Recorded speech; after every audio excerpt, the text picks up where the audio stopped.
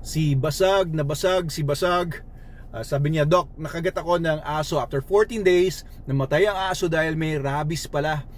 Kaya pa po ba mahabol? Nagpa-anti-rabies vaccine na po ako. Kaso after 14 days na. Sana masagot. Okay guys, no, ito pong tanong na to ay binigay sa isang video ko na nilabas ko lang kahapon. So this is fresh. Hopefully ma'am, no, yung rabies ay mahabol pa rin. Kaya pa rin naman po yan. Pero ito po, no, mali po yung ginawa ninyo, naghintay pa kayo ng 14 days. Sa mga nakikinig kasi dito, no, yung baka kasi nabasa nila, tapos sinabi, ay, kailangan pala maghintay ng 14 days. No, you do not wait 14 days. Masyado ng matagal yon. Kasi 14 days nakapag-travel na yung virus for some distance. Ganito po kasi yan. Kapag nakagat kayo sa kamay, may window period po yan na tinatawag na usually mga 2 to 4 months. Hindi ka muna magkakasintomas ng rabies. Hindi mo muna mararamdaman yung natatakot ka sa tubig o yung para ka nilalagnat, etc. etc. Ta-travel pa muna. Halimbawa dito ka nakagat, maaring magstay muna yung virus dyan for some time, pero later on magta-travel din siya sa mga nerves mo papunta sa spine mo, central nervous system, and then papanik po siya sa brain mo. That's the time na magkakaroon ka na ng sintomas ng rabies, yung mababaliw ka na talaga. Kagaya nung nangyari lately do sa naging viral yung news kay Miss Jamaica Star, isang teenager siya na namatay sa rabies after mga 3 months. Ang incubation period kasi yan mga 3 to 4 months on average. Pero may mas mahaba pa. Meron nga mga naging videos tayo, di ba? 10 years bago na diagnose or bago namatay sa rabies yung nakagat ng aso. Meron naman mas maikli sa 2 months. Kaya huwag kayong magpakampante. Agapan nyo agad. Kung nakagat kayo ng aso ngayon, ay pumunta na kaagad kayo sa human doctor ninyo or sa animal bite center. Of course, hugasan nyo muna bago kayo tumakbo kasi baka magta-tricycle pa kayo, meron pang travel time, etc. So wash mo muna with soap and water. Pinakamaganda yung Super Doc soap natin kasi meron yan antiviral, antifungal, antibacterial properties.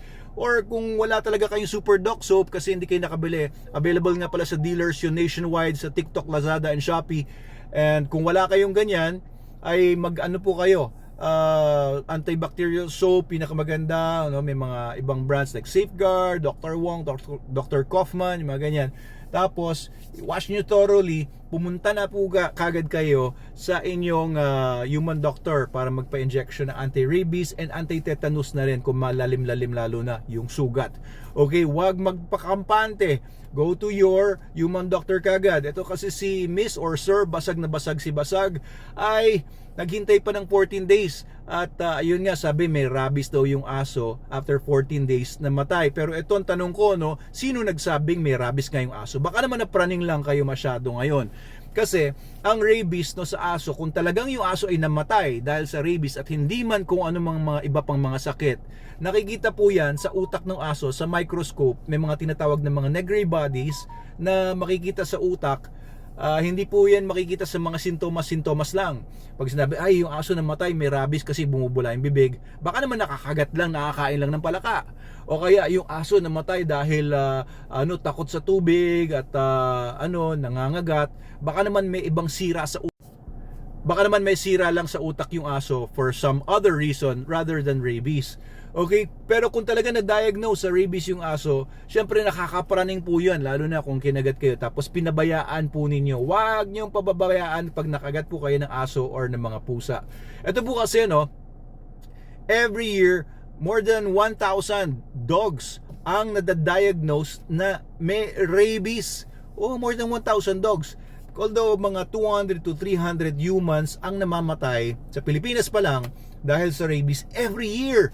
Since I was a vet student sa UP Las Baños pa lang noon, thesis ko yan dog ecology about rabies. And at that time, ganun ang namamatay na mas mga 300 Filipinos every year. Hanggang ngayon, 2024, 24 years later, ganyan pa rin karaming Pilipinong namamatay dahil sa rabies. Bakit?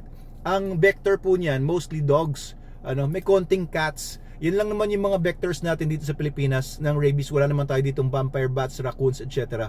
Eh, hindi naman maalis-alis yung mga stray dog sa mga kalsada. Mandate yan ng government natin.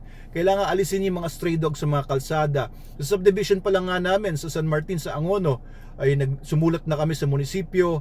Wala, naglagay lang sila ng mga paskel doon na itali mo aso mo. Syempre yung mga aso hindi naman nagbabasa yan. Hindi naman niya matatakot sa mga multa-multang nakasulat doon. Yung mga may-ari noon, syempre itatanggi lang nila na aso nila yan. Of course, no, ganyan. So kung walang kamay na bakal na hawak ng mandate ng government na anti-rabies law ay patuloy every year. Tandaan yan, 300 even more ang mamamatay sa rabies every year dahil sa kapabayaan ng ating gobyerno. Alright, so itong rabies, malaking problema nga po ito. Tingnan nyo, isa na to si basag na basag na nga eh. Tapos ito pa, may rabies pa.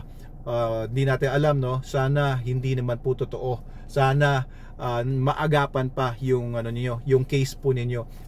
Naman, I'm confident naman na maagapan naman po yan kung nagpa-inject na kayo ngayon at nagpatingin na kayo sa totoong human doctor. Kasi ako po veterinarian po kami. Hindi po ako hindi po ako human doctor, kaya po ang human advice and human cases talagang dapat sa human doctors po kayo nagpupunta. I can just give you some ideas because this is a zoonotic disease na concern both ang human doctors and animal doctors, kasi yung mga zoonotic disease like rabies napapalipat-lipat yan from animal to humans. Ayan, kaya concerned kaming lahat dyan. So basag na basag si basag. Hopefully, no, ipagpatuloy mo kung ano man ang mga reseta sa iyo or pinapagawa pa sa iyo ng human doctor nyo, gawin mo po yan. Alright, so I hope na kayo rin, yung mga nakikinig, no, wag po kayo magpapakampante, kasi meron akong mga nababasa sa mga comment section sa mga videos ko ay hintayin daw nila muna yung 14 days, obserban. No, you don't do that. You just go directly to animal bite center kung nakagat kayo, or sa human doctor niyo magpa-inject na kayo. Of course, I understand na magastos nga naman magpa-inject, ganyan-ganyan, hassle, takot kayo sa injection. Huwag niyo isipin yun. Mas mahirap pag tayo ay mamatay sa rabies. Kagaya nangyari lately, no, kay Jamaica Star nga, yung teenager na namatay sa rabies kasi hindi niya sinabi sa nanay niya, natatakot sa nanay, maaring ganon. And after 2 or 3 months, namatay yung kawawang dalagita. Sana wala nang mangyaring ganon, pero ayan this is reality. So hopefully guys, no, magpa-injection po kayo. Ako, nagpa-injection ako nung estudyante pa lang ako, and then nagpa-booster.